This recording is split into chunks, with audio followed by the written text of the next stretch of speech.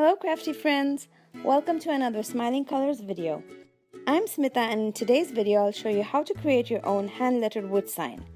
It's a simple 4-step project and you don't have to know any calligraphy at all to do this. Today I'm also taking part in the Creative Christmas Challenge hosted by Remodelaholic. Check out the description box for more details. Let's get started with our project, shall we? Here's what you will need. Something to letter on. I have this shaped wooden plank here. Unless you plan to freehand this, you will also need a template of sorts. I printed this one off my computer. Next, to transfer a design onto the wooden board, you will need a transfer paper. I'll link to this one in my blog post, it's really neat. You'll also need a pencil and the star of the show, a good oil-based marker. This one is the Mono Twin Permanent Marker. Finally, if you wish to add a protective coat, you will need a paintbrush. I have a water-based multi-surface sealer here. This particular one is good for many different purposes and it's great to have on hand.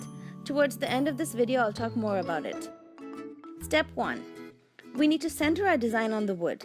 The simplest way to do this is by trimming around the design to remove the excess paper. This way we're able to see more of the wooden plank beneath and you can easily eyeball the placement. You'll also need to cut out the transfer paper to size and then lay the transfer paper down on the wood with the darker side down and place the design on top.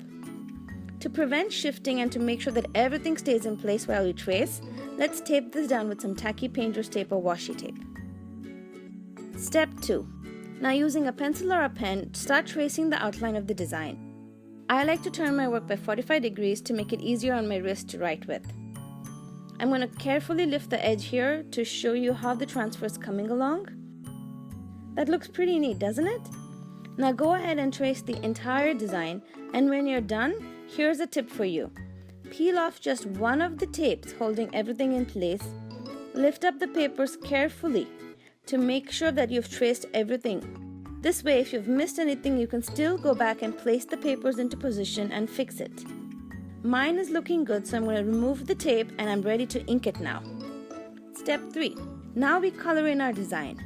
I'm using the Mono Twin Permanent Marker. This is a great oil-based marker.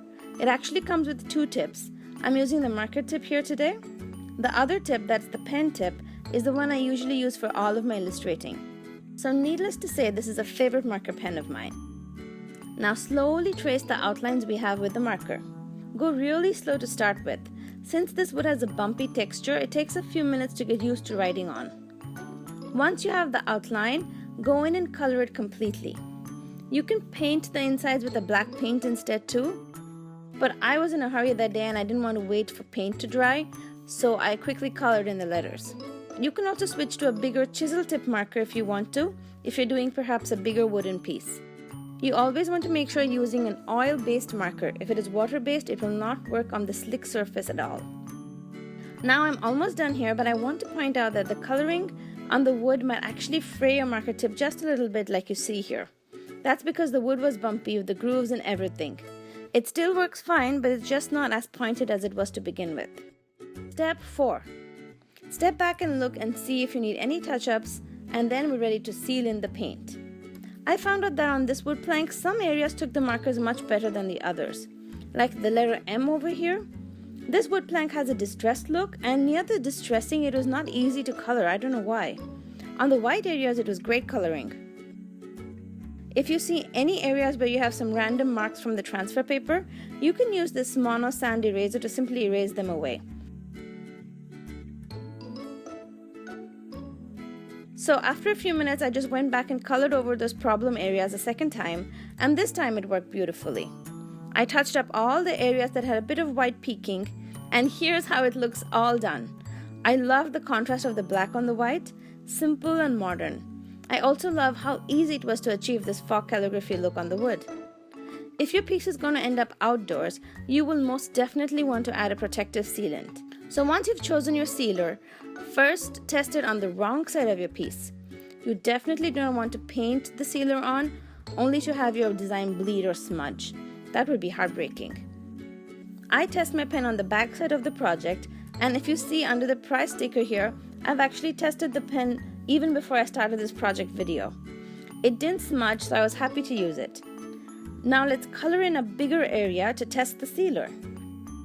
The sealer I'm using today is Americana's multi-purpose sealer, and I picked up a little bit of it on my paintbrush, and I will just paint that over the black pen marks.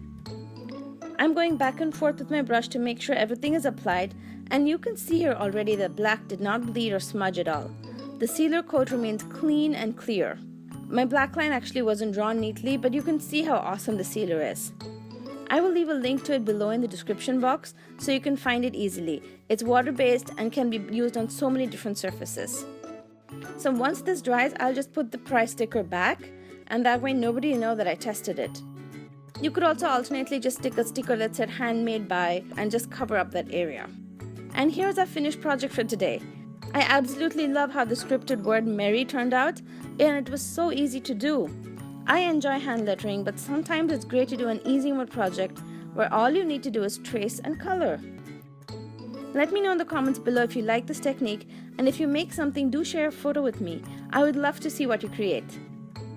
So you can find links of everything I've mentioned in the video today. My blog, that awesome sealer, the Christmas challenge, everything in the YouTube description box below, so make sure you check those out. You guys are so awesome. Thank you so much for crafting with me today. Hope you have a great crafty day yourselves. Make sure you check out the entire Creative Christmas Challenge that is being hosted by Remodelaholic today. It is jam-packed with awesome ideas. Let me know in the comments below which ones are your favorite from these.